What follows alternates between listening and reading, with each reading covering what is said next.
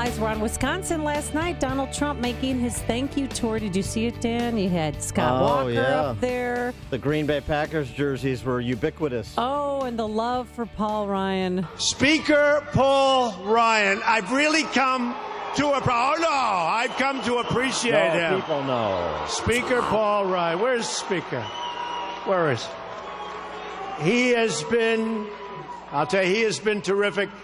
And, honestly, he's like a fine wine. Every day goes by, I get to appreciate his genius more and more. Yes, no question. Well, for another earthy Cabernet, we're pleased to be joined by Wisconsin Senator Ron Johnson. Senator Johnson, thanks for joining us. Appreciate it. Morning, guys. How you doing? Morning. So why don't we start with the whole Russia matter, the hacking and the hysterics from the Democrats that there should be a special investigation. Harry Reid, outgoing Senate Minority Leader, essentially suggesting that Comey conspired with Putin, conspired with the Trump campaign to deliver the election for Trump. And then you get the New York Times piece yesterday, investigative report that finds that, wait a second, the DNC and the president were notified of attempts by the Russians to hack into DNC networks months and months and months ago, and they chose to do nothing about it. So can you help us square the circle there? Yeah, I was actually one of those members who was in the original secure briefing with 12 of us, where the FBI director and the Secretary of Homeland Security and Lisa Monaco were trying to assure everybody that there's not a problem with the electoral system. It's secure. It can't be hacked into to affect the results. And the main takeaway there, what they were trying to get everybody to get on board with, is reassure the American public that the election is going to occur. It's going to be legitimate. We can count on the results. Things have kind of changed since that point in time. I don't think they expected the results. So there's nothing shocking about the fact that Russia is hacking into email systems, or that, quite honestly, anybody hacks into email systems. It's an enormous problem. We've known about Russia's disinformation propaganda campaigns in Eastern Europe, throughout Europe and other countries. We know that countries, including China, our adversaries, our friends, everybody's trying to gather intelligence, so it's not shocking. And so this, I honestly do believe, is being blown out of proportion in terms of its effect on the election, but it's a serious problem. And I tell you what I'm most concerned about is the type of cyber warfare that, for example, shut down Eastern Ukraine's electrical grid. Those are serious issues. It's a top priority of my committee, and it's something that the next administration has to take very seriously. Yeah, and those are cyber attacks that are a little bit more sophisticated than the phishing scheme that John Podesta apparently fell prey to, as we have in the case of the Podesta emails, at least according to this New York Times report. Do you agree with Senate Majority Leader Mitch McConnell that the Senate Intelligence Committee, chaired by North Carolina Republican Richard Burr, can handle the investigation into this Russian hacking matter, this specific one, in regular order, and we don't need a special select committee on this topic? Well, to the extent that we have to protect, how we gather the information, that is the appropriate committee, the Intelligence Committee. But again, I'm chairman of the European Subcommittee as well as Homeland Security. We've held hearings on this. We know what Russia's activities are, so it's not a surprise to anybody. Yeah. And let's face it, the American public, before they went to the polls, knew, because everybody's saying that Russia hacked into the DNC, revealed those emails, alternate sources, including WikiLeaks. Nothing's been proven that it's been exactly Russia that, for example, sent it to WikiLeaks. So there's an awful lot of innuendo here, but the bottom line is nobody's really disputing that those emails that were leaked weren't true, that they were altered in any way, shape, or form. So why didn't President Obama do more? Why was he sitting on his hands? Because they felt they were going to win.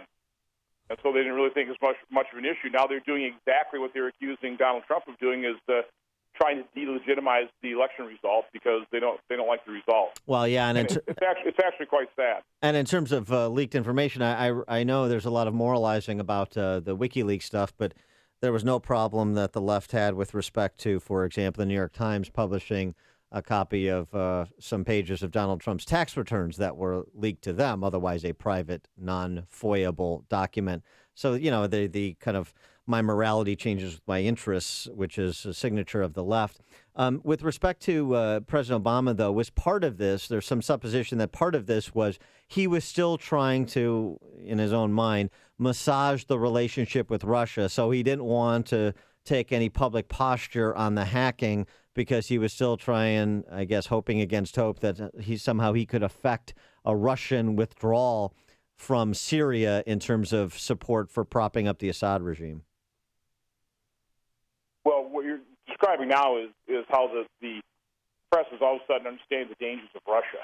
Now that there's going to be a new administration, they're all of a sudden really showing the atrocity, the genocide occurring in Syria, because now it's going to be on Donald Trump's watch.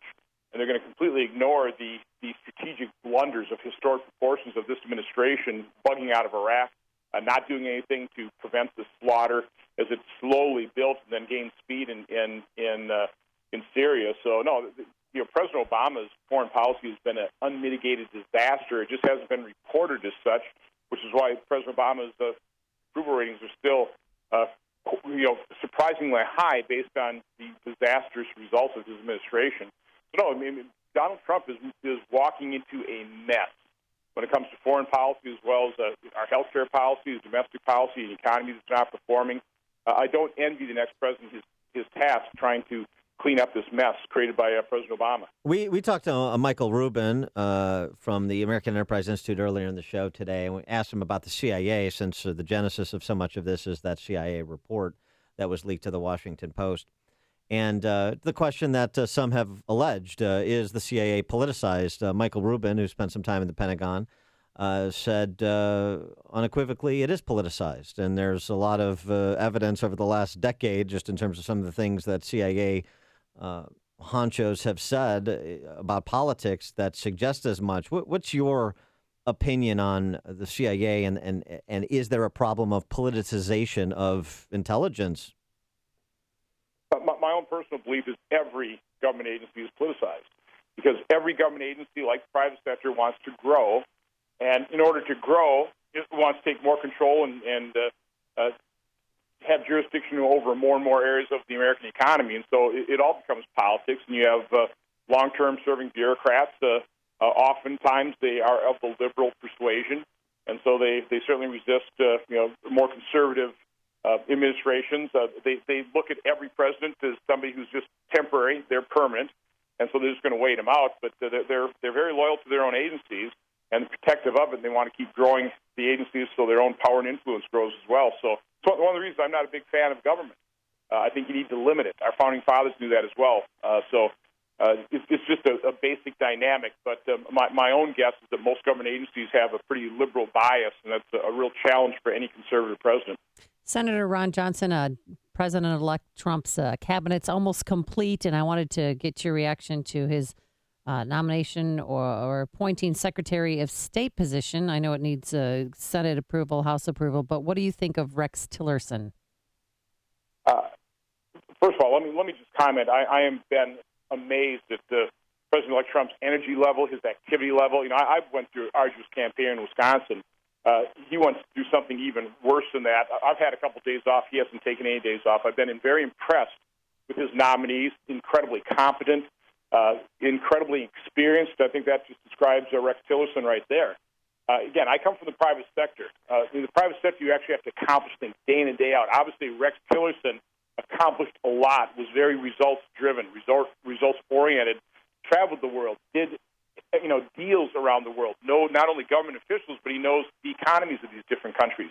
I mean, gives him an unbelievable experience base to be Secretary of State.